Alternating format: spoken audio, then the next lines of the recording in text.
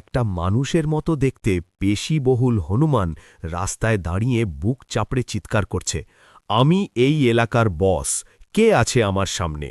চারপাশে মানুষ ভয়ে পালাচ্ছে।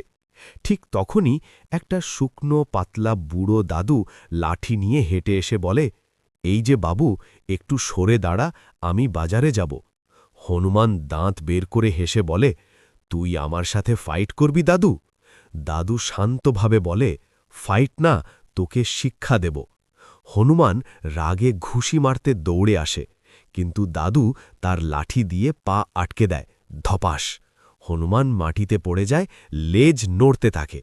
দাদু হেসে বলে, বুঝলি, এক্সপিরিয়েন্স গ্রেটার দ্যান পাওয়ার। তারপর লাঠি দিয়ে মাথায় হালকা টোকা দেয়।